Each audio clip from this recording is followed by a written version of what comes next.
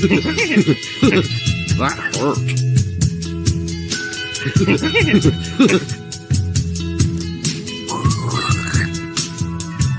More verticality.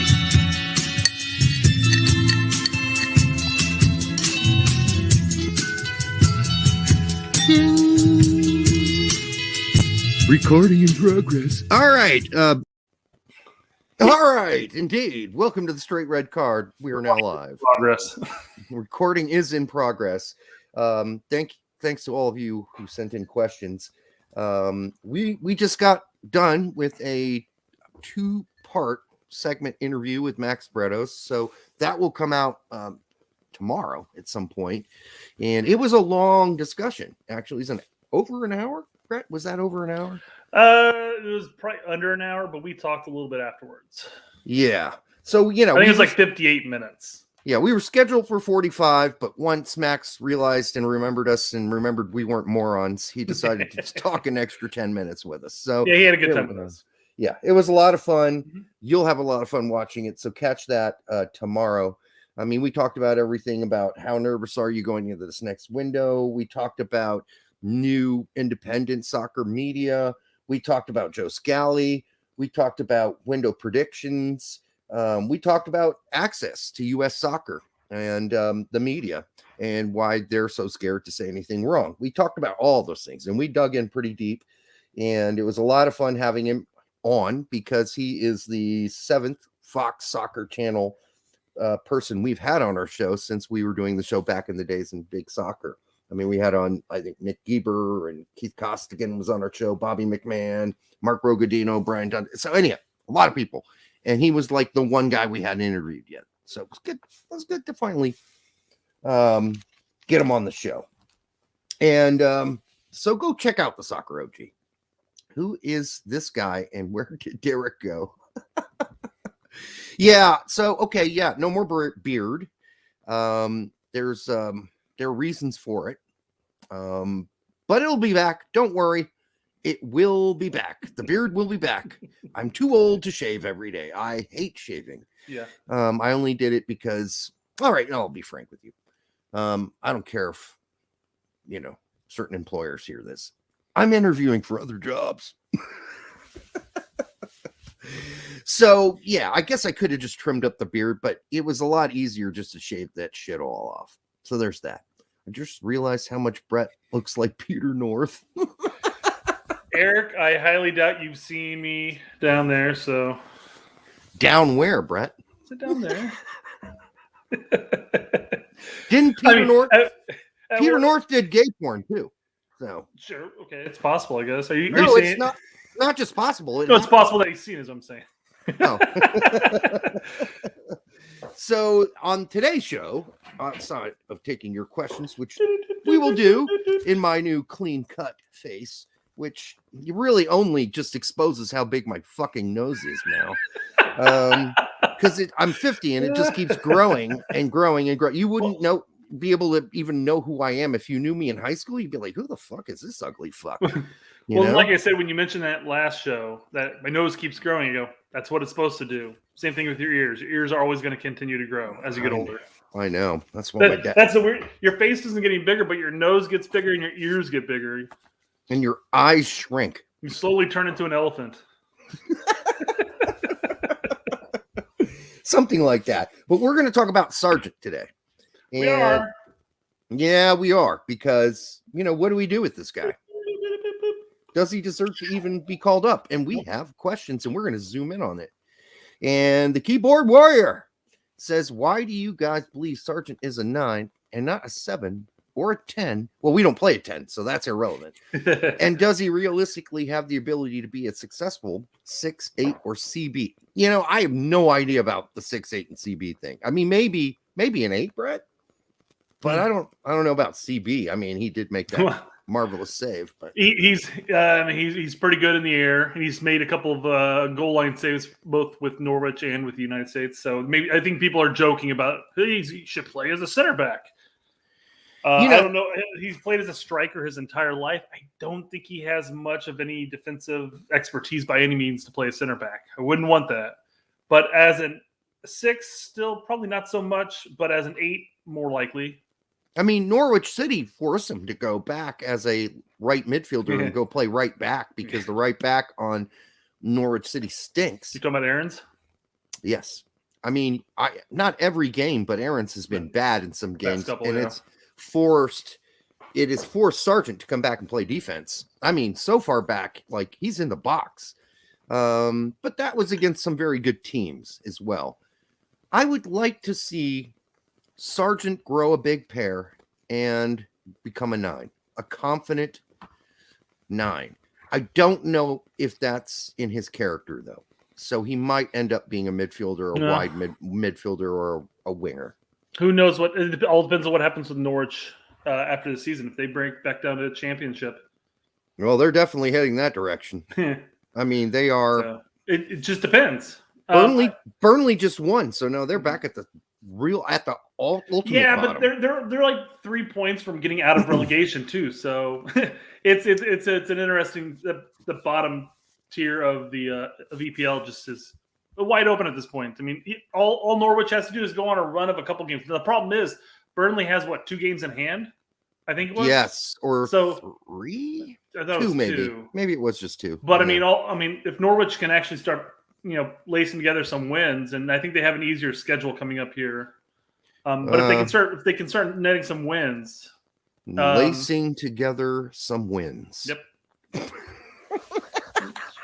I just don't see that happening. I think they will get some wins here and there. I think that's it. And I think they just need to have more here and there wins than Burnley and, the other 5 teams that are right now at the bottom of the table.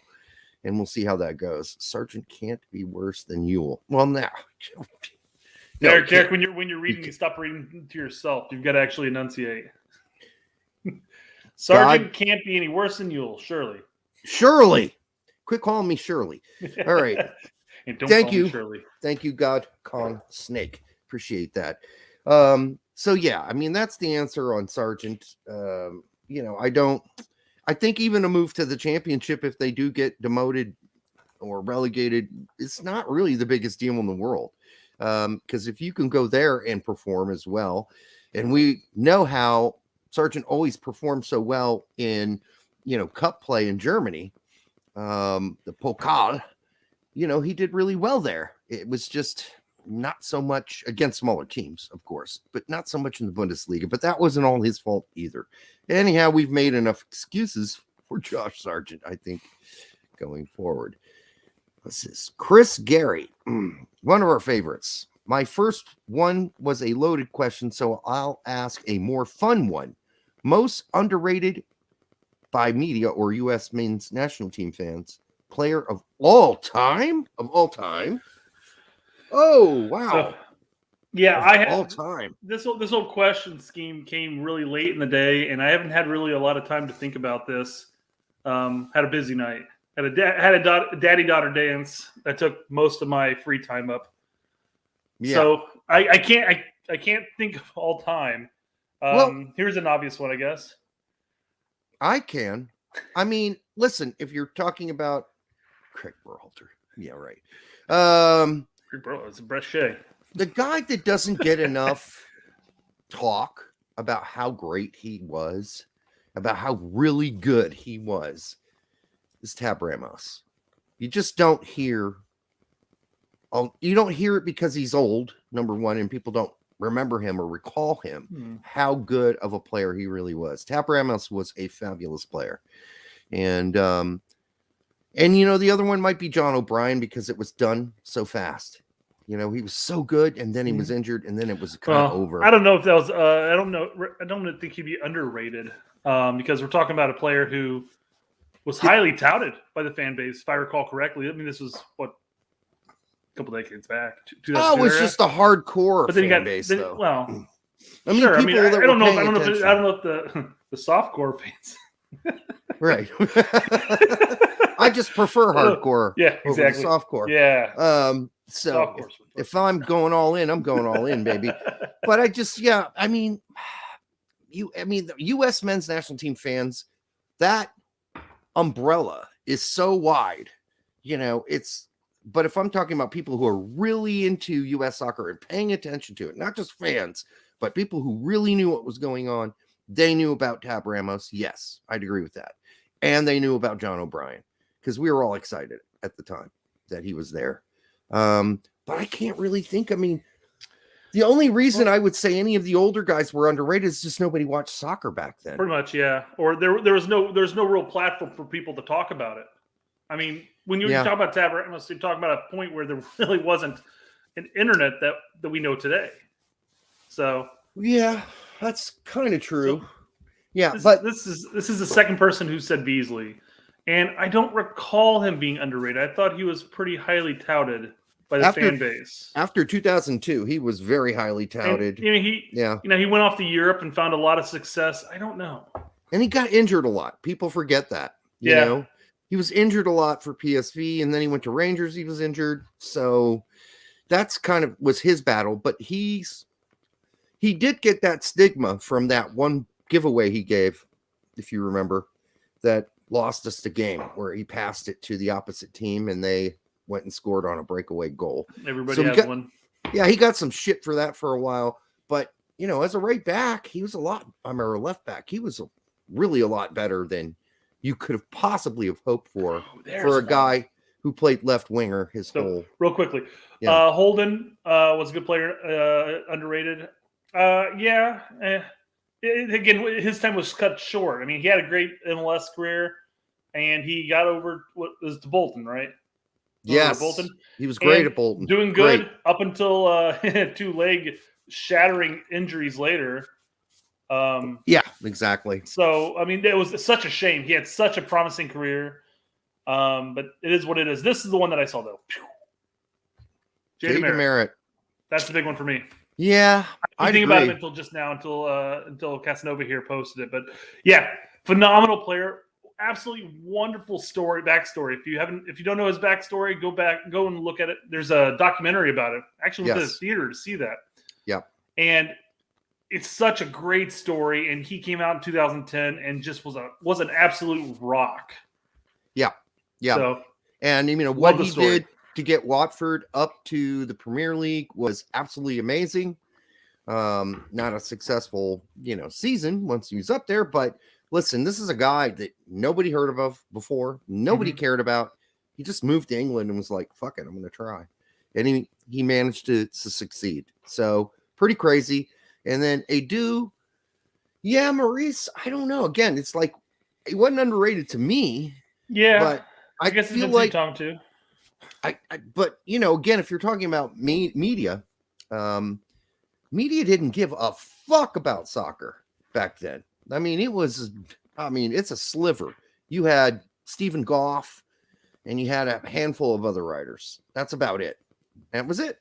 And unless you were seeking that out, you didn't see soccer on media.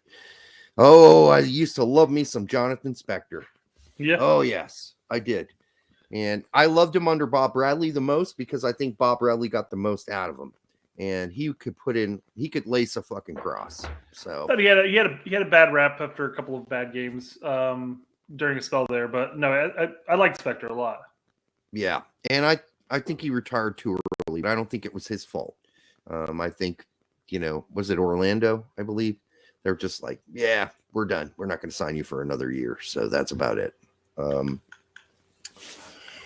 Okay, so we didn't get to talk about everything we wanted to tonight with Max because, the time just ended. I mean, we ran out of time, and then we had this show we had already scheduled. Not only did we have to be here, but he had a time schedule crunch too. So yeah, but one of the questions I was going to ask him is how desperate are Mexico going into this first game? And how desperate is Tata to win that game? I mean, they got to be as nervous as we are.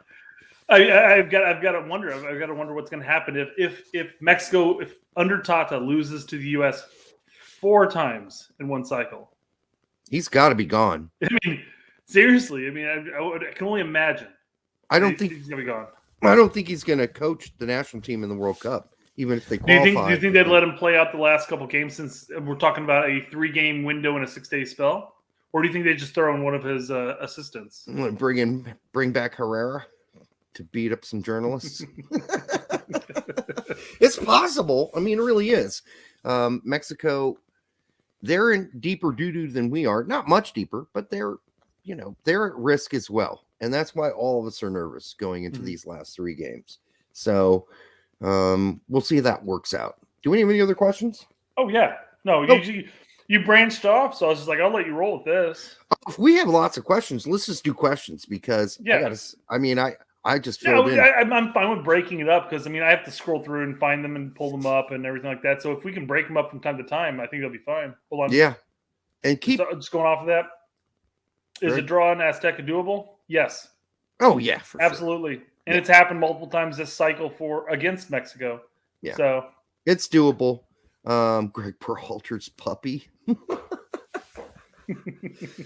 That dog hates Miazga. All right.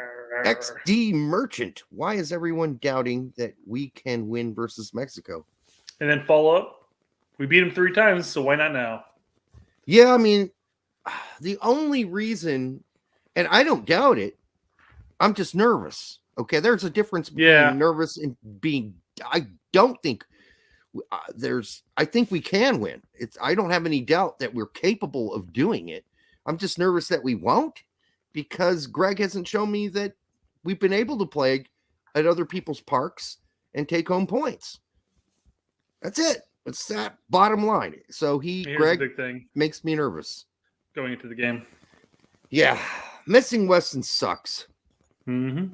Absolutely, and Geo probably is going to be missing too because we're missing the entire cycle. It sucks. Hopefully he recovers and these nagging injuries go away and come World Cup he lights it up. Absolutely lights it up. That's what I'm hoping. Of course, this is me assuming that we're qualifying because I'm the optimistic one. He's bar none, Reyna, the most talented player the United States has ever produced. Talented. He's not the fastest.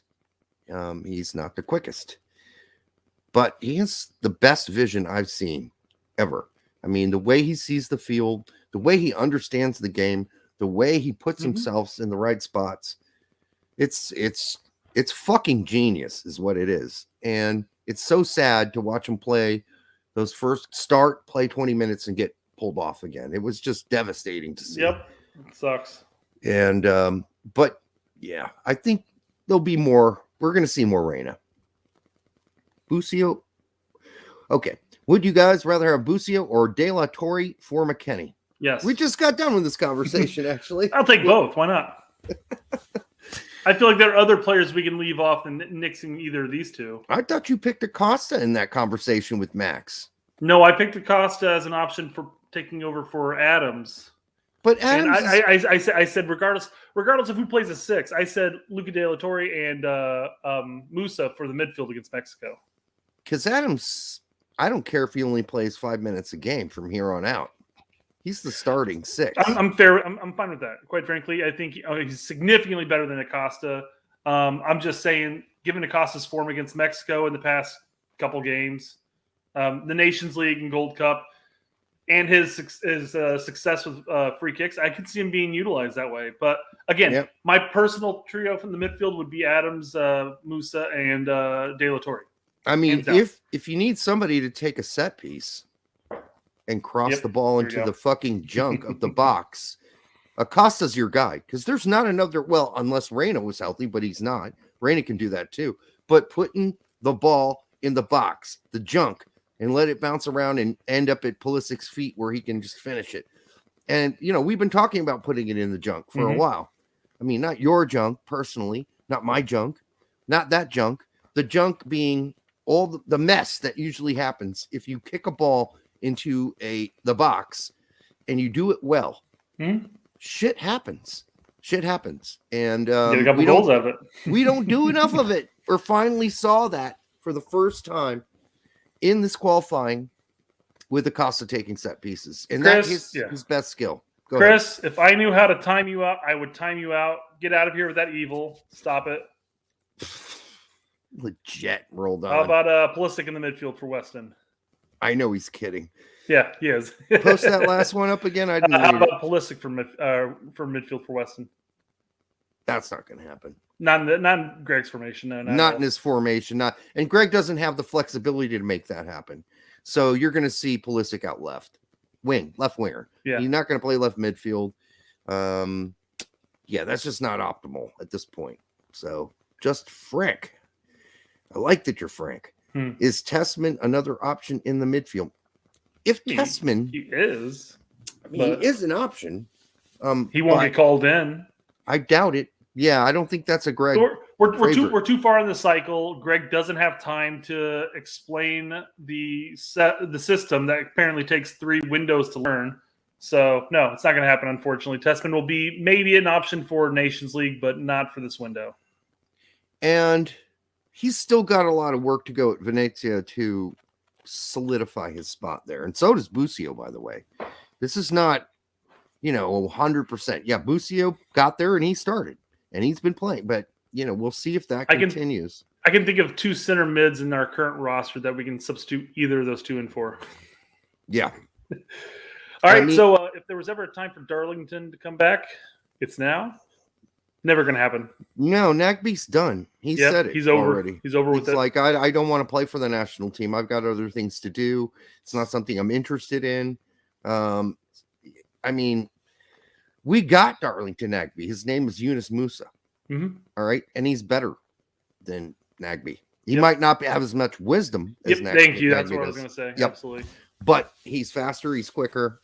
He is Nagbe, really.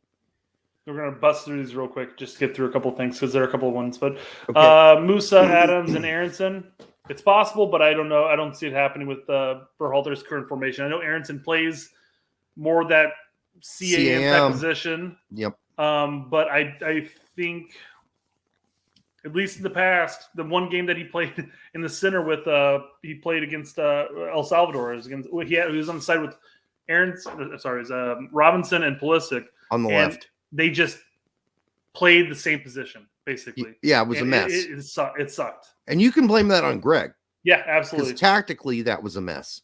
They didn't know how to work together. But, yeah, I mean, if we played a different formation, yes, is my answer. Yes would be my answer. A 4-3-1-2. All right? Something. Or play him as a false 9. But a two striker formation, Derek, are you crazy? I know. It's just not going to happen with Greg. He doesn't play 2 strikers like that. So, yeah, I don't think that's going to happen. I mean, it's a nice thought. I like the thought. And I like how and the way Salzburg plays Aronson. Mm-hmm. I think it fits right into his wheelhouse. But Greg's not about wheelhouses. Greg's about his house. So there's that. What about Mihailovic? Boy, he played really well today. Great goal too. Great assist too. I mean, he was really good. I guess I didn't pay attention to that. He got an assist and a goal? Yes. Nice. And it's just going to be. Hey, if it took him leaving Chicago for him to find his quality self, good for you, man. I appreciate it. And I said that from the get-go when he got transferred over. I'm like, I hope you find success. I really do. I'm sure you really appreciate Absolutely that. Did, yeah. I'm sure you'd be happier if he was in Chicago. For Chicago. Yeah, well, yeah. But I think I think it's maybe too late for right now for Mihailovic. Yeah, it's same thing with Tessman. Was it Tessman? Yes. We're talking about? Yeah. Yep. Same thing with Tessman. It's not going to happen. Maybe Nations League. Maybe next cycle when Berhalter's not here. Right. And maybe during the friendlies leading up maybe to the World Cup, he'll test a few other guys. But for this upcoming window, no. I don't think we're going to see a lot of new faces. And but I think Jordy is definitely playing himself into the conversation, but he's got to keep doing this again and again. Again, not Elon Musk. I'm timing you out. Get out of here with that evil. Don't bring it.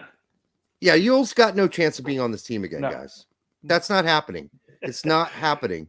So it should never have happened. It should not even happen in the December camp, but it happened. So if you're saying it to be funny, it's funny. But it's funny. But at this point, it's so not happening. It really is not. It's just Yule's gone. Like there are certain guys like Trapp and Yule who have gotten their chances fucked up too many times, and they're just done. They're gone. It's over. So there we go. We're going to bust through 2 more, and then we'll jump to the next question. Okay. What about playing 2 defenders, Acosta and Adams, and Luca De La Torre? I'm guessing Luca De La Torre would be more of a advanced, almost cam type position in that situation. Maybe Acosta playing box to box, I guess. But Samuel, I'd love to see it. I'd love to see Greg do a 4-2-3-1. That would be amazing to see a different formation, but it ain't happening, unfortunately. I love the questions and I appreciate the questions, but we know what we're dealing with right here, right? His name is Greg Berhalter. Well, Greg Berhalter plays one formation, and when he tries another one, he fiddle fucks around and it sucks. So I just don't see Greg trying anything different there. And I don't want to be a big anti-Greg guy. You know, I know people say I am, but I mean, let's be honest about what he is. Come on. He's not going to play a 4-2-3-1. I don't even know what that is. No, but 3-4-3 will be the only thing he goes different. Just going off of what you're saying, don't underestimate Berhalter. No chance you'll makes it. Don't estimate him. Don't underestimate him. Let me rephrase that. Which is basically what you're saying. Is like, you never know what he's going to do. I mean, he might get in some friendly roster down the road when there are lots of players. He better have a breakout fucking season for San Jose before he ever gets called back in. He had a horrible season exactly. in San Jose. That's my point. Horrible. He better be like fucking MVP of the league before he gets called back in. He has earned absolutely dick.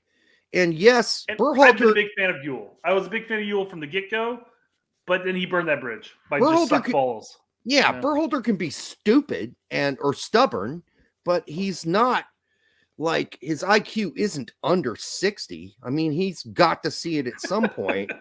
Don't underestimate Berhalter. He might be. All right, we got Chris Gary again. Why do you think Greg will drop guys for reasons of form? Brooks, Sargent, Pefok, Hoppy, Conrad, but is fine calling up Morris, ACL injury, bound to call up Aaron Long, year-long injury, Zardes, who hasn't played well in MLS, Mark McKenzie, Reggie Cannon, etc. You know the answer, Chris. It's a big question. It's a good question, but you know the answer to that. Answer. Yeah, and it's like the guys you mentioned down there, they're all ball snugglers. Like, they've been around camp. They know Greg's supposed system. They have a year and a half of actually playing in that system compared to, well, I mean, just looking at the list you mentioned above, I mean, Pefok, Hoppy, and Conrad are probably the 3 that haven't had a significant number of opportunities. I mean, Brooks and Sargent have, and they should know the system. Brooks, we've covered the Brooks situation ad nauseum, so we know exactly what we would say about that. Sargent, at this point, they're over somebody like Zardes. I mean, you're looking at a player who could literally play multiple positions and is doing so in EPL, but it's probably not going to get a sniff this next coming qualifier. So maybe if Sargent shows that he's not soft, and he's Berhalter likes him hard. He does like him hard. He likes him tough, and he likes it deep. And I'm just saying, if he can fix that, can you put that back up again? Sure. One sec. Because there's some other things I have to say about the other guys that he mentioned there. Word to your mother. Here you go. Word to your mother. Oh, God. That is so 93. Let's see. So, yeah, okay. Brooks, yeah, we've talked about that at length. Brooks gave him the side eye, but there's more to that story than just a side eye. It's an attitude thing. We will see if it changes. We have seen Berhalter able to forgive De La Torre for his comments, and then more comments after he played where he said, I should have been playing the whole time because I've been kicking ass on my club. Mm-hmm. So we'll see. How sensitive is Berhalter to comments? But Brooks, I think he's in form. He's in form right now. I mean, if he's not called in, Berhalter better have a better excuse than we're calling in people who are in form. Yeah, Pefok, same thing, in form. Yeah, Hoppy, we need a striker who's going to score a goal. Let's get a striker who's actually scoring goals. Yep, Hoppy is buried at Mallorca. Mhm. They buried him under the field, and they like put a tube into the grave so he can breathe. But he's not playing. His agent needs to be fired immediately, because Yeah. this was like the worst decision. And the American ownership, including you, Stu Holden, need to answer some fucking questions about Matthew Hoppe. Yep. All right. Let's Did you get have some another one? explanation here. Dude, I've got many, so I'll just tell Holy you when shit, I'll really? tell you when we're done. Yeah. So tell me to just shut up then. Yeah, we can talk. People like when we talk. Okay, Berliner Amerikaner, one of our favorites, Taylor. Rappenhoe says the U.S. women's national team made more. The district court said they made more. USS said they made more. If the CBA is agreed upon, 22 players only will have doubled their per game pay to more than double the men's. Those are undisputed facts. Good for U.S. USA. soccer. Shit. I haven't read about this hardly at all.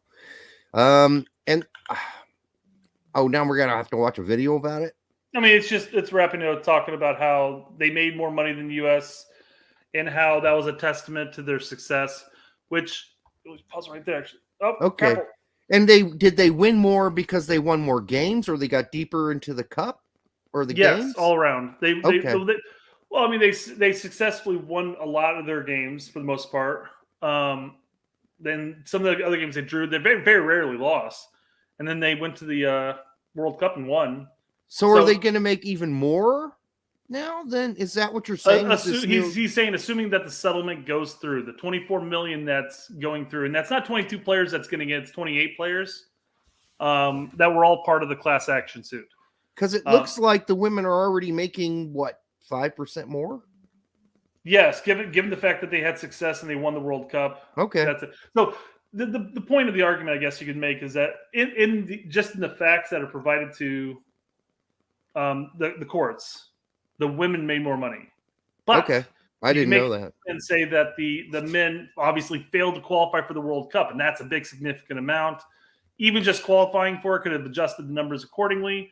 So, and I'm gonna be touching on this later at another time, another video. You're gonna touch this? Yes. I'm gonna get my Me Too moment right now, guys. Well, so I might recommend that you can't touch this. Don't touch this. Don't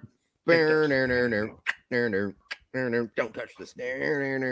This seems like a really toxic thing online, and I have to admit, every time I see it, I just I don't even want to. I just don't want to read it. I don't want to get involved in these conversations. I'm going to go and bring it up now because he's going to have another comment here. So let me find that other one real quick and bring that up. Great, more. Because we might as well cover them both at the same time instead of covering it later. More stuff I know little about. All right, here we go. So Berlin says, I believe the deadline for the new CBA was pushed back until the 31st. A new USSF president vote is in 2 weeks, which is going to be like March 4th or 5th, I think. That I know something about. Any coincidence that that a case USSF had already won in court just agreed to pay 22 million or 22 women 24 million 2 weeks before the vote? Who loses money? Is it the youth? And he asked Alexi Lawless that, and Alexi said, funny how that works. What does he mean? What does Alexi Lawless mean when he says funny how that works? I'm assuming he's referring to the fact that there is a settlement on the table. Again, the settlement's not approved yet. The women's team haven't gotten the 24 million yet. It all depends on what happens on the 31st. However, the USSF presidency vote is on the 4th. So it's just one of those things, like, it got pushed back. And now this settlement may not necessarily even go through come the 31st. It may get denied, and we may be back in the same boat 4 weeks from now. Is Lawless implying that the current USS administration made this deal happen with the women, so they ensure that they win the presidential vote? That's the way I'm taking it. And that's the way that I'm looking at all the everything that's going through. Because why now is the big question. But Well, I'm going to get into that later. But there's nothing funny about it. Cordero's not winning. I think that's I think it's a bit sarcasm, or a bit of sarcasm. But yeah, it's basically I'm interpreting this. So Lawless, if I'm wrong, feel free to call me out. But my interpretation of this is that Parlo and USSF had agreed on the settlement, and it's got pushed back so that they can maybe pick up a couple of votes. So that way, her opposition, I'm spacing his name right now, Carlos Cordero, does not get the votes. Well, that's my interpretation of what I'm seeing. He's not going to get the votes anyhow. I don't care if they didn't get this deal done. He was not going to win. He's already been humiliated. He's not going to win. He was humiliated. I don't know why he's even running. He left in humiliation. So what? You're going to bring back the guy who had the lawyers who said all this stuff about the women's team that everybody, threw up about back then. He wasn't going to win anyhow. Yeah. I don't even know why he's running, frankly. He's not going to win. And this wouldn't have made a difference. It could have got done next year. And Cordero's still losing this election. Sure. So anyhow, sorry. Dan W, I agree. I kind of made that point that if the men qualified for the World Cup, all of a sudden the numbers are skewed differently. It's just the way the facts were going to the court and why it was dismissed. So, yeah, this is murky water. Don't make me research this too, people. I'm already working hard enough tracking all 300 plus American players abroad, tracking all the games, watching all the games, following all the players, and now you want me to track all the things happening between U.S. soccer and the women's national team? I don't have that time. Like, the time's running out. Like, I got to sleep at some point. So, yeah, okay, maybe should I be more interested in what's going on? I guess. I don't know, but it's not about that. It's just like, how much time do you have to be interested in something?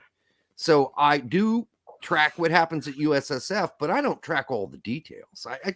There's no time for that. Like, I have not read all the lawyer statements when Cordero was I didn't want to. I was like, I don't want to watch. I got a game to watch. I can't read this.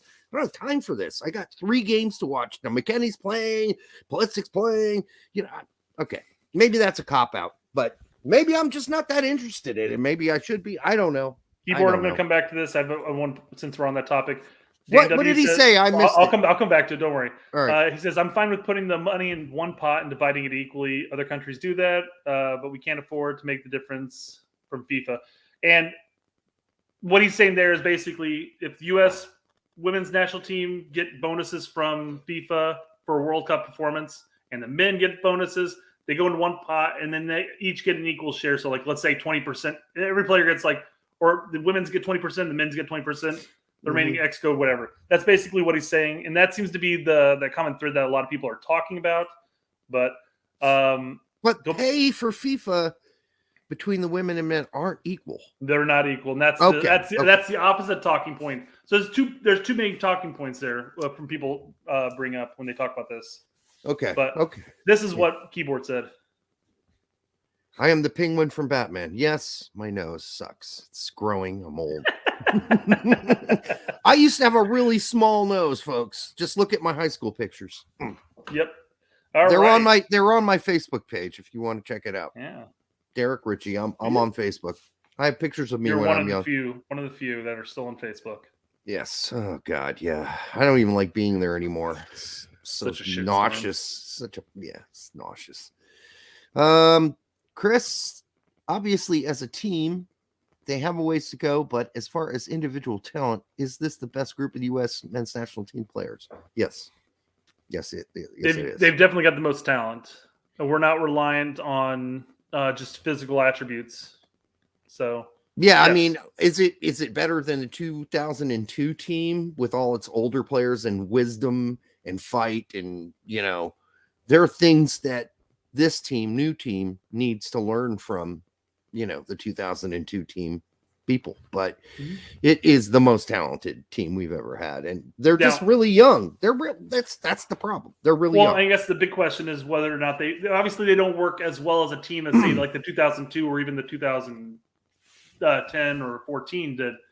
But saying that could also be reliant on the coach itself and the formation, the system that we play. That could be hampering it. We could have a very successful team-oriented team if played properly. The 2002 team had a way better manager. Exactly, that's my point. Yeah, and 2010, even to an extent, I mean, you make the argument with Klinsmann, I guess, but he still found success and he got out of the group and took it to Belgium. But I mean, you can blame Bruce for the whole Kuva thing, I guess, but I don't necessarily blame him. That was freak stuff. We've already talked about it. It was freakish. That night was freakish. And yeah, I mean, maybe they could have been less arrogant leading up to the game. I get it, but that was freak stuff. Let's really be honest here about how freakish those 2 goals by Trinidad and Tobago were, and then all the other shit that happened on the periphery that made us not qualify. So, but Bruce Arenas, I mean, just look what he's done with the Revs since he's got there. They were shit, and now they're not shit. They won more games than any other team in MLS. Mm-hmm. And Bruce is competent. He's really good. He's not a liar. He doesn't he'll give you a straight answer to questions. He'll laugh too when he does it because he's like, yeah, I know that question. I know what you're trying to get at. I get it. But he's a totally different guy. He's like the opposite of Berhalter. The absolute opposite of Berhalter. He's a totally different person. Mm-hmm. I like Bruce. There you go. There's the difference. I like coach. Bruce. And as I was highlighting while you were talking, everybody else is saying the same thing. It's the coach. We need a new coach. We need a better coach. I like Bruce Arena. I like him. I mean, he's not going to be the manager of the U.S. men's national team again, but I like him. Where does the poop go? For what poop? So we got a couple of responses here, depending if you have plumbing from Chris Gary. Berlin says Terre Haute, Indiana. Oh, again on the Terre Haute. I mean, it smells like poop's going there. So I mean, that's some rancid shit. For somebody who had to drive to Terre Haute for 2 years, like once a week, because I had offices there. It's not that bad, folks. Terre Haute has some really great old neighborhoods and old houses and a decent downtown. It's not as bad as everybody says it is. So it's a fun city to pick on. That's about it. Yeah, sure. I think I'll pick on Gnawbone first before. Yeah, we've done it. We've picked on Gnawbone. I'm just saying that Terre Haute isn't. Now, Terre Haute back in the 80s and 90s, that was crap.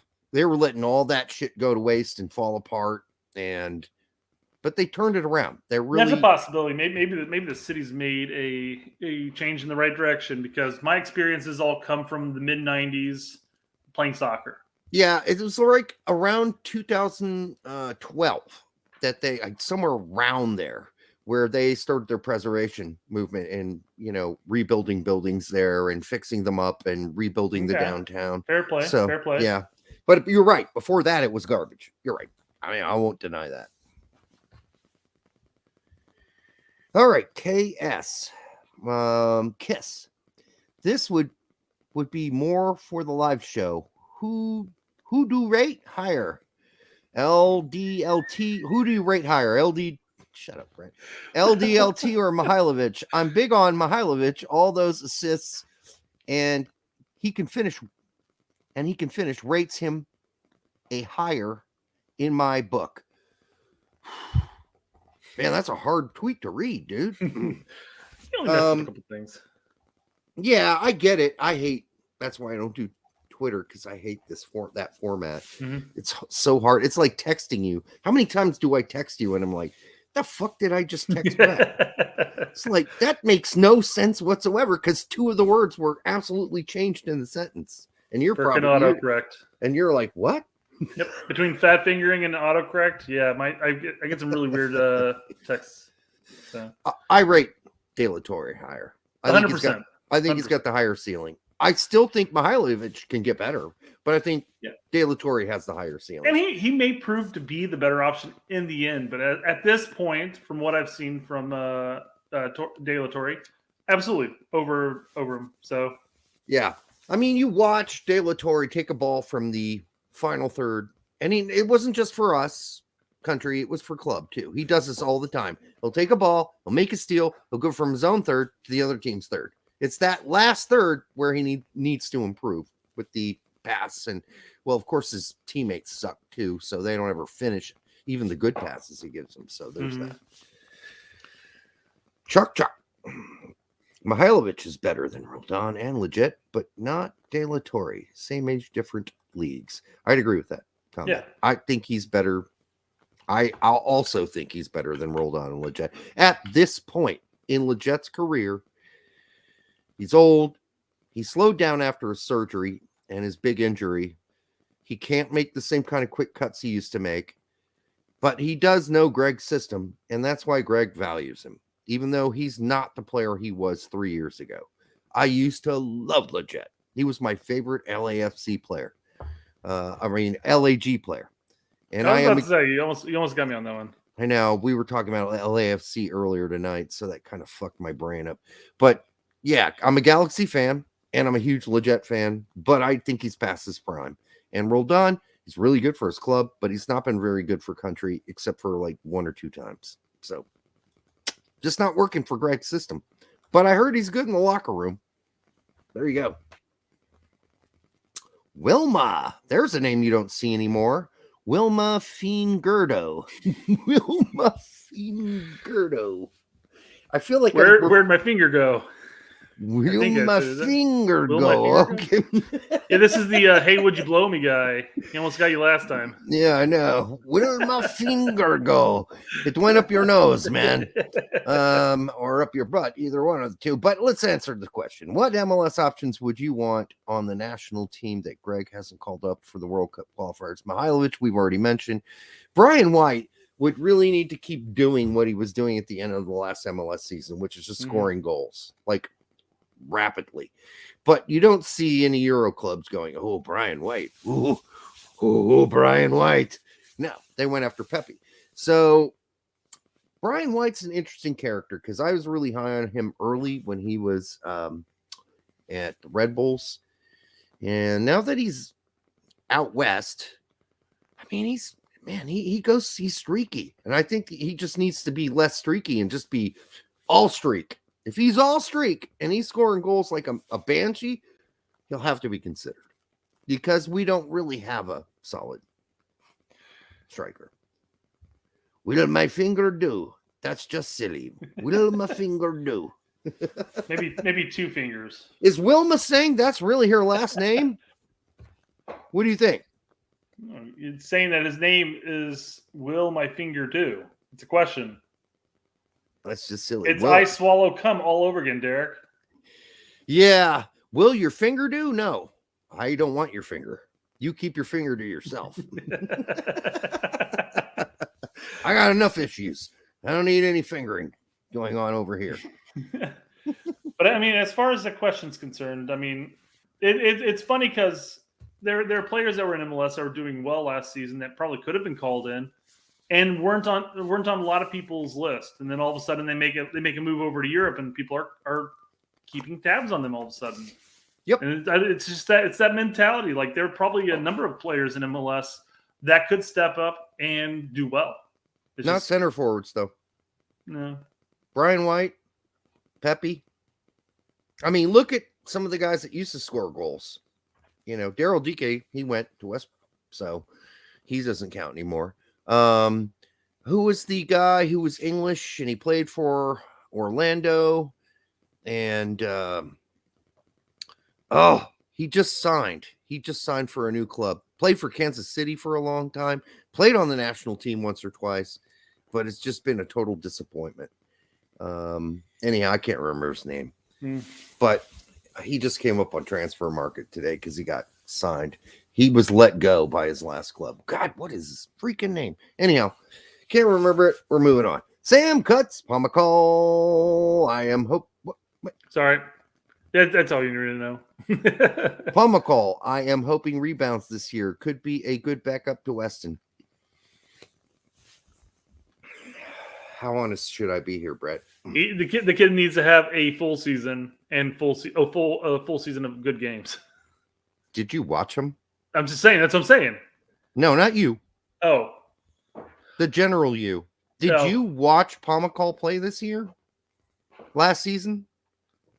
It was not good. And this happens with a lot of players with very, very Dom Dwyer. You're right. Thank you, Casanova. Dom Dwyer.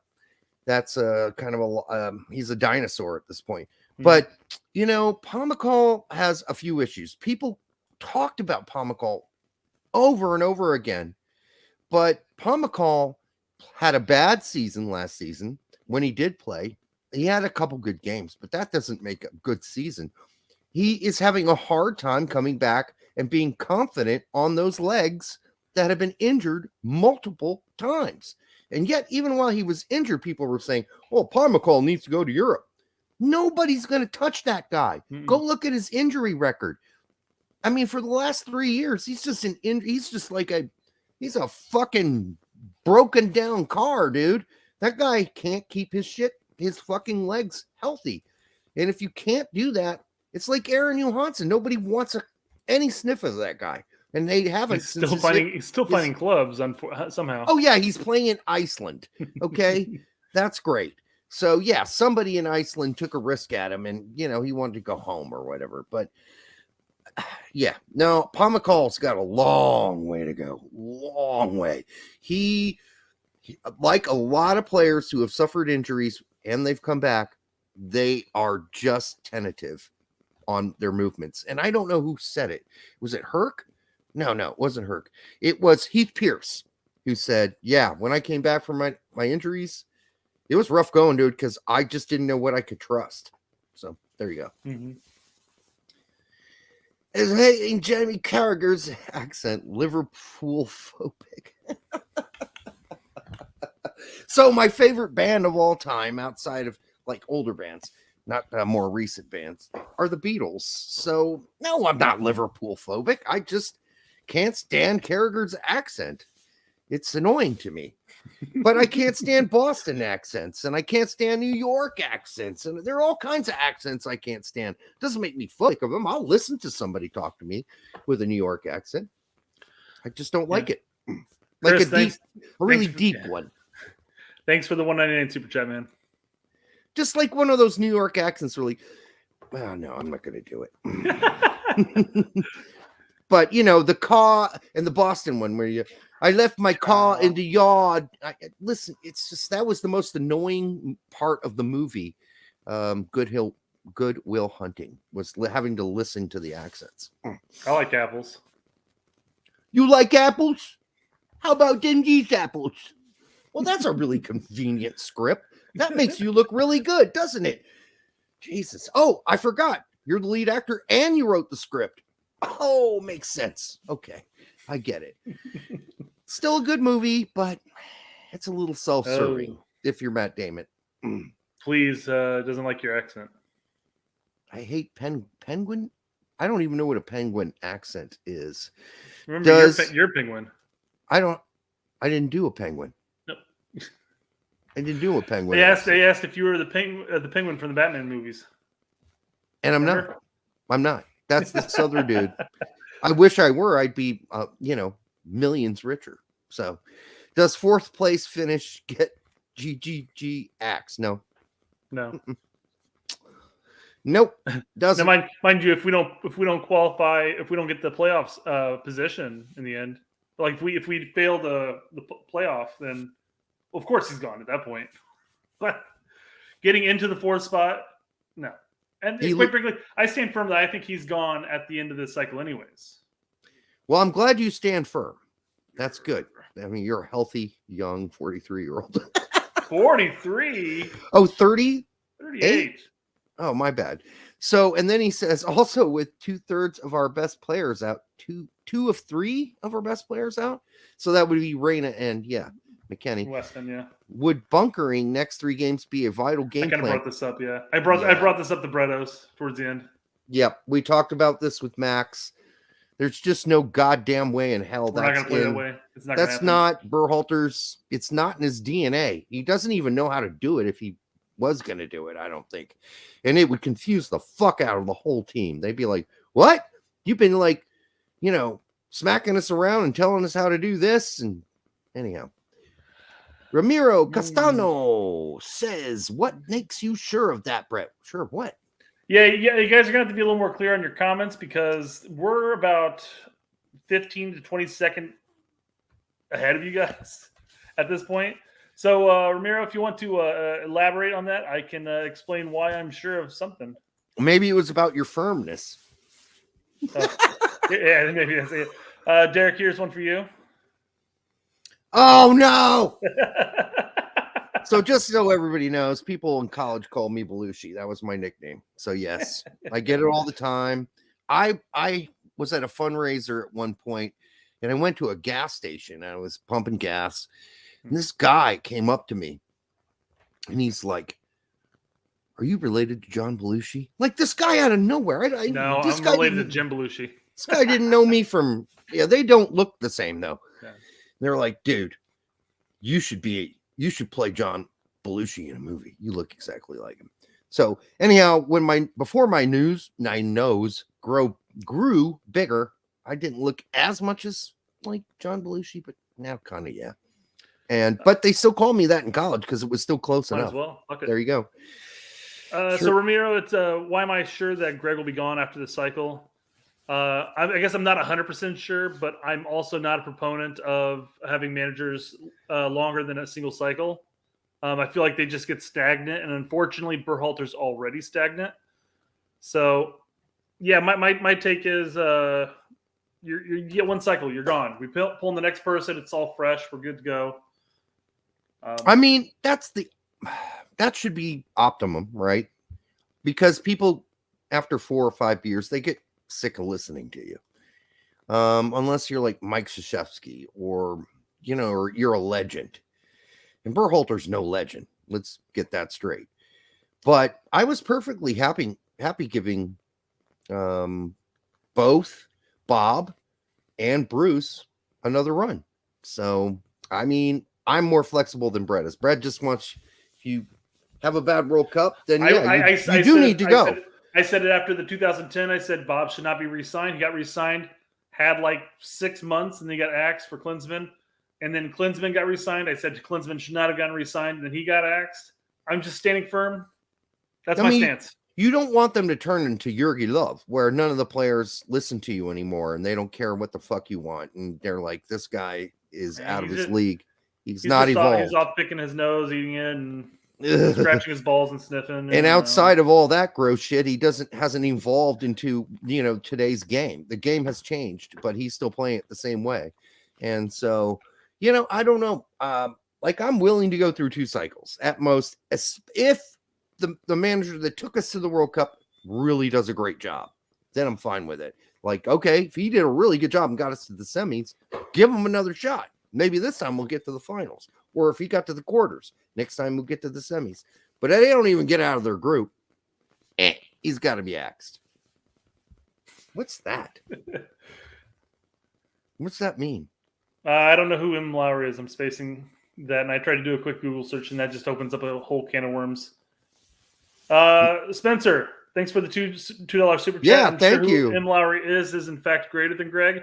If you want to, I'll keep an eye on the chat. If you want to explain who M. Lowry is, maybe we're just idiots right now and not spacing it, but there was another one I want to pull up here real quick. Well, the tough thing about the GGG thing too, that's like German Goo Girls. So that's this porn thing. So that's why I never use it. Oh, I cannot believe it. Cindy Levin's coach. Oh, that would never have occurred to me. I feel so bad. I've been drinking from their glass too. I mean, actually, technically speaking, it's a Brickyard Battalion glass, but yeah, that would have never.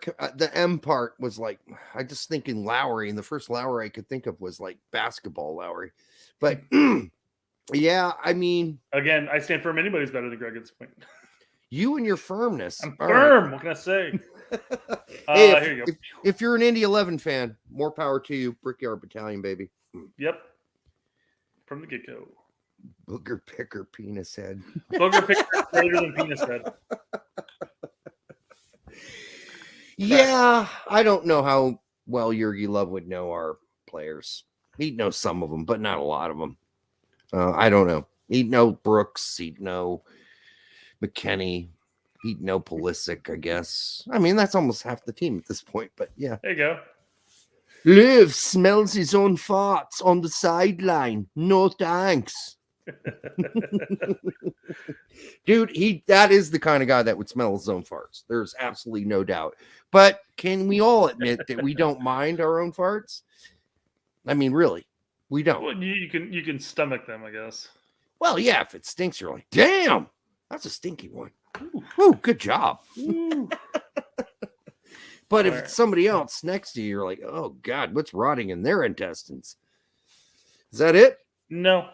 Holy Christ, we're an hour in. There's a lot of reoccurring ones here. Okay. So we're supposed to do an hour. Here we are again. It happens. This happens all the time, Derek. With McKinney out, does Greg give a chance to Jordy or Mendez? No. Or one of your other favorite informed midfielders, or do we get Leggett rolled on across yes, the eights? Yes. No, I stand firm. I keep saying it. Son of a bitch. Stop standing firm. I stand soft. Okay, guys. No. Stop with the Viagra. So, I think Luca De Torre is going to be brought in. We already got Musa. I think Busio's going to get called back in because he's been a part of the system for the last handful of windows prior to the beer bug. And I think Roldan and Leggett are going to be there too. So they're all options. Yeah, I think Acosta could play as an 8. I'd prefer not to and stick with the 6. It's like we get this Ledesma Mendez thing all the time. Those guys, they're not solid at their clubs. They got a long ways to go, guys. Long ways. They haven't proved anything yet at their club or country, really.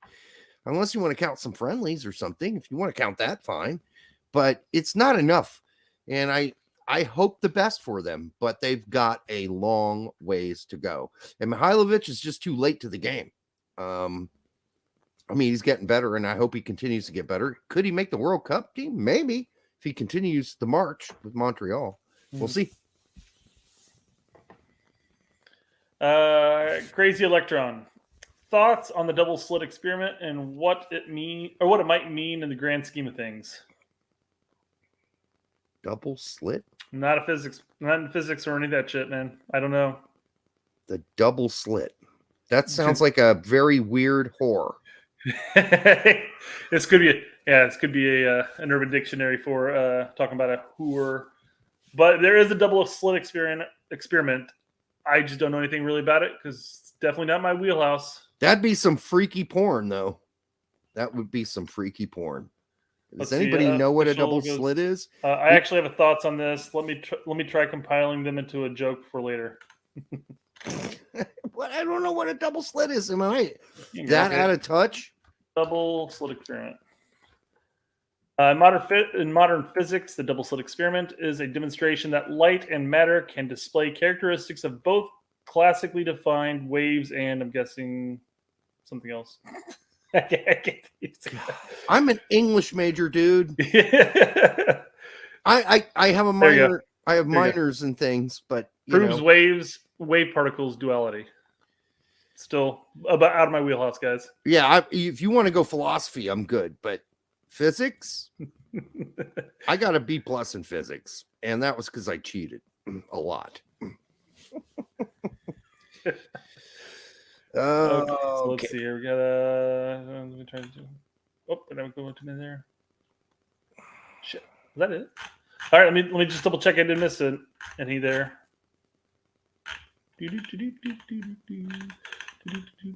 This is good. No more. Listen, I'm not saying don't send us some more questions. Oh, here we go. There were more. Oh God, we've been on for like 2.5 hours straight. All right. Should Russia lose its potential spot to the World Cup? I know the players are not responsible at all, but the soccer federation in Russia has ties to the Kremlin.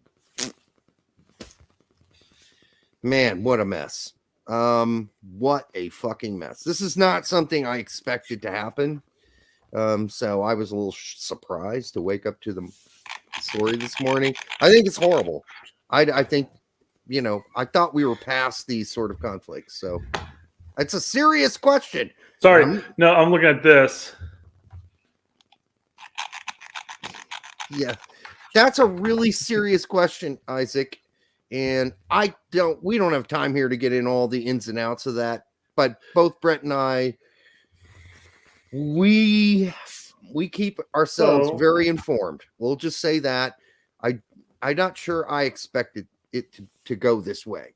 Honestly, I thought that maybe Russia would just do the sort of eastern side, but now it looks like it's the whole shebang. So I know Lawless answer to this question is no, don't take it out on the players.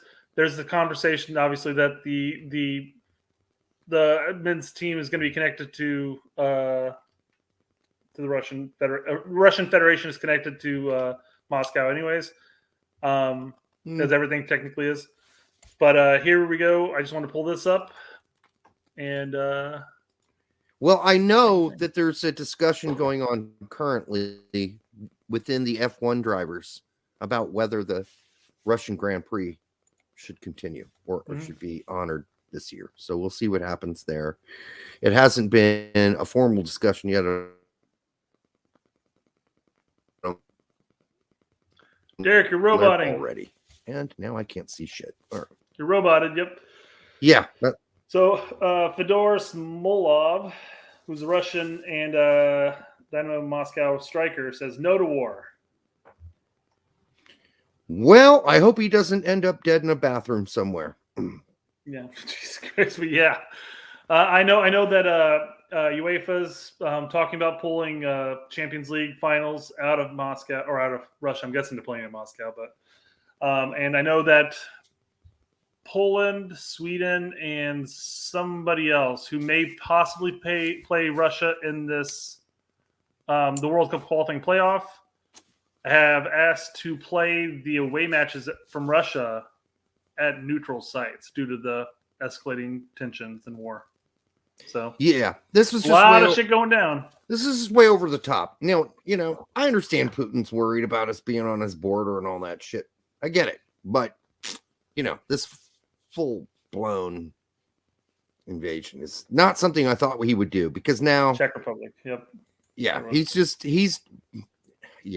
just justifying all the war hawk shit, and that's not a good thing, because war's not good, and we shouldn't do war. We should be smart enough at this point to learn how to avoid the war. You had someone in your side there. Good point.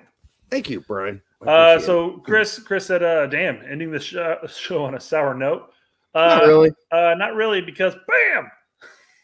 What happened with Sam Vine's German goo girl favorite? Sam Vines was in German porn? Is that what you're saying? Yeah. No, I mean I don't know. He went to Europe and now he's. And it's not like he went to Europe and then just sat the bench and stopped playing, because we know that Berhalter will call people in who sat the bench and don't play. Yeah. We see him on our goal line all Mark the time. McKenzie. Mark McKenzie. I don't know. This was an interesting one. I think he sort of fell in love with Bello a little more in the end.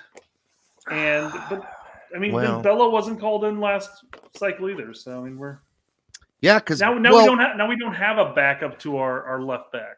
But Bello had just moved to Armenia Bielefeld, so it makes sense why he wasn't called up. He needed to get settled there. The move had just happened right before the window. So yep. Thanks Jose Lopez for that $1.99 super chat. Sounders are up 1-0, or at least 1 by 1. God, that game's on somewhere too. Yep. That's. I believe it's on Fox, I think, or you're probably going to find it with TUND again or TUDN, whatever. I get Fox. Is it Fox? Normal Fox Soccer or F1? I don't know which F1 or F2. FS1, motherfucking channel. As I battle my controller. There you go. Jose followed up with saying he plays all the time, though. Who does? Vines. No, he doesn't. Not all the time. He played. No. He's played a lot. Recently, no, he hasn't been playing as much. Yeah, he did get off the plane and start playing, but more recently, no, he has not been a starter. Being told by God Kong Snake, aka not on TV. It's not on TV. Not even on TDUN. Maybe you have to stream it through Fox Go or something. I'm trying to figure something out here. Never mind. Here we go. Fox Sports 2. Yeah, I don't have Fox Sports 2. Fuck that. I mean, how many more goddamn channels does a network need? Just do a good job putting content on the fucking channels you already have. before you start making Fox S2, Fox S4, Fox S 5.5. Just do a good job on the network you're at. Jesus. All right. Here we go. Actually, doesn't matter. It says that apparently it got taken off for college hoops. I know we got a lot of changing stories here. Well, I'm still flicking through, and here we go. Please, Morton. Horvath got a game. Yes, he got a game and a clean sheet and a 0-0 tie. And he's going to get 2 more. And he's going to get 2 more because, is the goalkeeper's name is Samba? Yes, Samba. So Samba decided to backhand somebody or something like that. Yeah, he bitch slapped somebody. Absolutely, he did. And that's why he got the red. It's actually on Fox Sports 5.5 plus. It's so true nowadays. Like, how many more ways can we squeeze money out of you? How many more ways can we do that? CBS got Paramount Plus. You got all these fucking channels just squeezing that extra for. It's like if you have a fucking cable package, you're already getting squeezed, and now you gotta have to squeeze some more. Cut the cord, man. Cut the cord. So I've got ESPN. I've got Paramount. I've got Peacock. And I get Fox through other credentials, I guess you could say.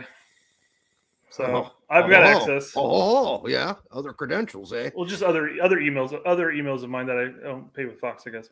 Okay. All right. Yeah. Well, this is annoying. You're right. I can't find the game even on the Spanish-speaking channels. And I've been thinking about getting rid of my fucking television anyhow, in my cable. There you go. Welcome. You're wireless. Real world. You're wireless, right? Yes, I'm no cord except for the fiber going into my house. Okay. Jose. Hold on, we'll jump back to this. Jose Lopez with another $1.99 super chat. Thanks, man. An informed Pulisic is greater than an informed McKinney. Thoughts? And I think we may have covered this with Bredos as well, or I don't know if we did or not. Actually, maybe I heard this on Tact or something. Sounds familiar. This question. Well, that's kind of a confusing question because if you had to have one, would you have an informed Pulisic or would you have an informed McKinney? We have a lot more placements for Pulisic than we do McKinney. You got Aronson, Weah. I mean, I don't know. Yeah, Morris. Just looking at the options for center midfield. And that's what we're doing now. Is we're looking. Well, we got to call in Luca De La Torre, who has 1 game under his belt and 1 window because Berhalter failed to call him in earlier. We've got Busio, who's had a couple windows, but not a lot of game time. Yeah, so we've got more options up top, I guess. I just think the midfield's more vulnerable in general. Like if you lose Adams and McKennie, you're fucked. You're really fucked. Yeah. So, but I did like the way he didn't put a space between inform. So it was like informer. Inform Sargent. We're informed Pulisic. Giovanni Corona. Josh Sargent should play left bench. He plays right bench, actually. And I want to say this for God Kong Snake's comment that informed Pulisic borders on world class. We're not saying that an informed Pulisic is less talented or less skilled than an informed McKinney. Yeah, exactly. We're simply saying that losing McKinney kind of hurts us a little bit more. Pulisic, in my opinion. Pulisic's great. When Pulisic's on form, he's fucking fabulous. But as far as I will take both of them. As far as the team goes, which one you lose, can you still win without? Like McKinney does so much fucking garbage on the field, good garbage that you need in the midfield. He's just more important to the team right now based on the way Greg plays. Now, if we played a different formation and in a different way, then McKinney might not be as important. But as we stand now, he's just a much more important cog in the wheel that is, Berhalter's, I don't know, hamster wheel.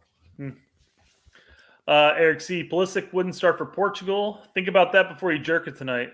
Eric, I will have to tell you that I do not think about Pulisic at all when I jerk it, so no worries about that. No, that's not where I'm heading if I'm going to jerk it tonight. In fact, I don't really think about Pulisic at all unless I'm watching a game that he plays or we have to answer some questions about him. But Pulisic, he's a great kid. And his gritty dance sucked, but his goal was good. The goal was great. He played a great game last game. Let's hope he plays more. And Derek's favorite commentator, who he's Liverpool phobic of, happened to have said that Pulisic is the most talented winger on Chelsea. I'm not saying Jamie Carragher is wrong. I'm just saying it's really hard to listen to him sometimes. It's kind of weird. The more stoned I am, the more I enjoy Jamie Carragher. It's like it doesn't bother me as much, his accent. But when I'm sober, I'm like, the fuck did he just say? Let's see it, Derek. I'm doing a gritty. I don't fucking know what it is. And so it's a TikTok thing, and I don't know anything about TikTok either. I had to look it up. But apparently, according to Watke, unless you're all in on the gritty, it's not good. And he said basically Pulisic was not all in on the gritty. He was kind of half-assing it. So there you go. He got like 2 steps into. He's like, "Fuck, I better stop now." Woo! Well, he didn't even get the eyeball thing right, apparently. So there's that. Way out of my wheelhouse with that shit. Me too. TikTok, dudes, that ain't happening with me. I'm sorry. It's funny because my son unfortunately watches that garbage on TikTok now on YouTube with shorts and shit. But he'll watch that shit, and I'm like, dude, you got to stop watching that. So I go out there before the Brodos interview, and he's like, Dad, do you want to watch it? I'm watching soldiers returning from home and reuniting with their families. I'm like, oh, that's really nice. Oh, that's sweet. It's emotional. I like it. Yeah, that's nice. Bring back Michael Bradley. Spencer, thanks for the $2 super chat. Just like Chris, and I forgot who the other person was. You're in timeout. Go. Leave here with that. Don't bring that evil into my house. I mean, keep doing the super chats, but Michael Bradley is an old man. And if you thought he was slow 5 years ago, you have not met slow. He is slow, really slow. Those twitch muscles, they are gone. Best nickname, Tight Shirt Twelman, Skunkhead, Woolly Mammoth. I'm going with Tight Shirt. I coined it. It's mine. Leave it alone. Yeah, that was a good one. That was like 2014, 2013, somewhere around there. Think you coined Woolly Mammoth, and I think you pretty much coined Skunkhead too. Yeah, I did the Skunkhead and Woolly Mammoth as well. So those have been around since about 2013, 2014, somewhere around there. And then, of course, we left and those things were forgotten. But they're back, and they're stronger than ever. Best nickname is Turd in the background. Turd! Turd is trademarked. And that was the most uncalculated thing I've ever said in my life. But it's canon. It's right up there with Miazga kicking Berhalter's dog. It's there. Yeah. I'm expecting one of the people that's in the presser to thank the Turd before asking the question. I hope it happens. Well, and I hope that... Can we get Brian on top of that? I hope so. But I also hope people read that whole shocking story about Breck Shea being attacked by an anaconda. Yeah. I mean, that's just crazy. I mean, dragged into the pond, eaten alive, but saved. It's cut out of the anaconda's stomach at the last second. It's crazy. Insane. Yeah, the Gizmo show is where we get to be even more juvenile than we already are. Could we be more? I don't think so. I mean, we're just like 12-year-olds that still have a show. I approve. Gives me some reliable. I'm glad Gizmo can give me some reliable news. You know, brother, we break it. We break it, or he breaks it. Sometimes we create it too. So yeah, he just films it. And right now, as we speak, he is out cold, sleeping. So that's good. Not whining. But he's a real dog. And he can talk. All right. Are we done? He said, shut the fuck up, Derek. Are we done? We're only an hour and 20 minutes in. Almost 2.5 hours for the night. I know, dude. That's a long time to be fucking talking. It's surprisingly easier than I thought it would be, to tell you the truth. I don't want to be this social. This is too much. Who would win in a race, Gizmo or Tactical Dog? I'm giving it to Gizmo. Gizmo. Dog. can't even leave the dog bed. So we're good. Gizmo's a Papillon, and if you know anything about Papillons, they have won all of the agility races, all of them, for like 10 years or somewhere around there. They rule that shit where you jump over posts and run through a tube and jump on a ladder and jump down. Papillon wins that shit every fucking year. They won it this year as well and last year. So Americans get annoyed by everything except Midwest, Southern, and East Coast accents. Okay, that's not fair. Okay, so my family is from New York, or a lot of my family's from New York, but they're very. I almost said they're annoying. Do they watch our show? Let's just say some of them are annoying. Are you not sharing it with your grandma? And not my immediate family. These are like cousins and shit that live in fucking New York. And I probably have a little New York in me too, because I lived there for so long. But man, I thought I talked a lot, but I don't compare to them. They can't fucking shut up. They can't shut up. And that makes them annoying. And their accents are more even, that adds to the problem. But I used to think a New York accent was cool. I mean, I like Tribe Called Quest's accent. I like KRS-One's accent.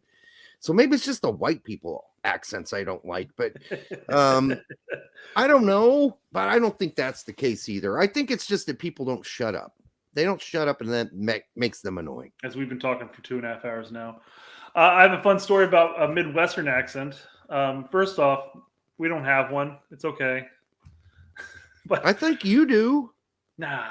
You have a Midwestern accent. There's no such thing. Yeah, it is. There is such a thing. It's been documented.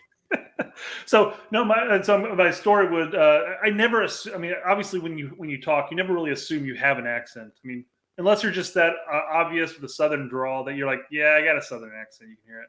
But I went to Greece back in 2009 to visit some friends studying abroad there, and we're going through some like little back alley type of shopping center type thing, and saw some Juve jerseys up, and I was like, the cheap knockoff jerseys that I can get for my nephews back home. So I went in there. I'm like, how much for the Juve jerseys? And she goes, the lady behind the counter goes, oh my God, it's so nice to hear another Midwestern accent. And I'm like, what? She goes, let me guess. Are you from Indiana? I'm like, holy shit. That'd be you. You. Pointing the wrong way. There you go. This is really weird. Yes, that way. That's you.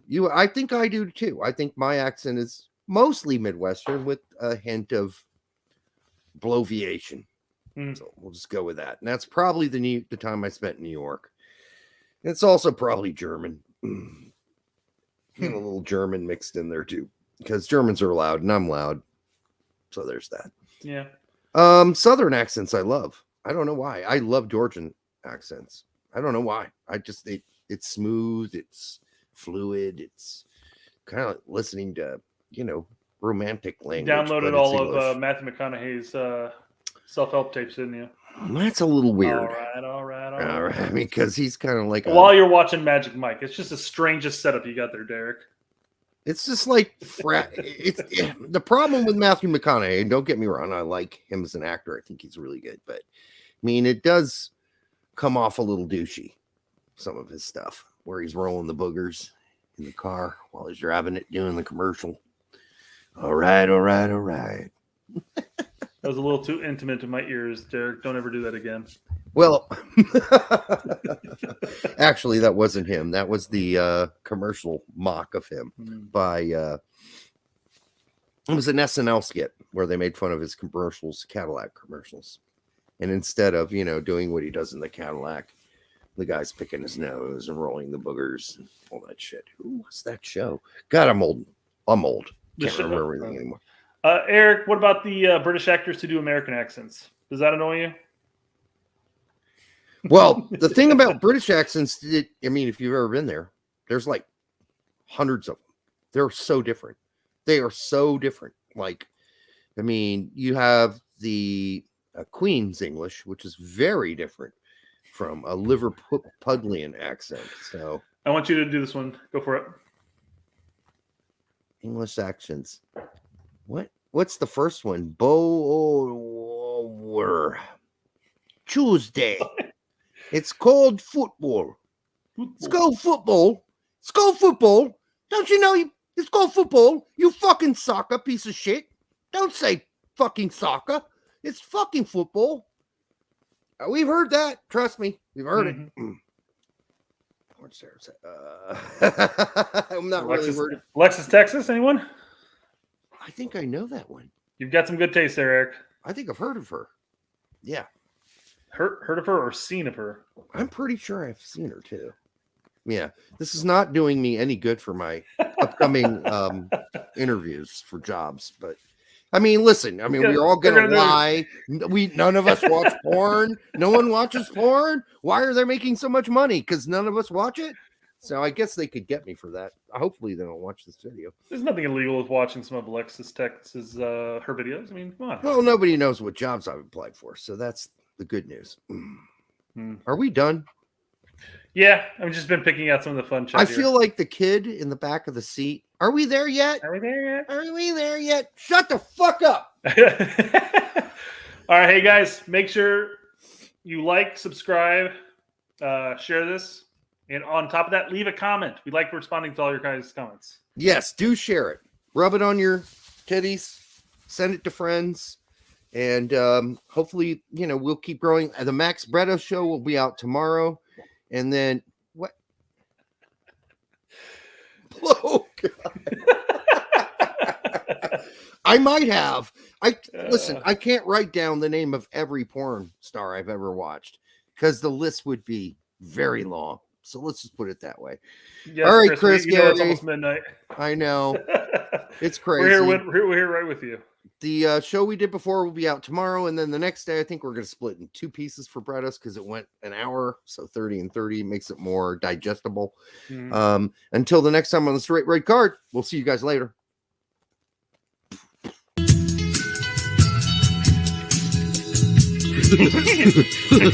That hurt.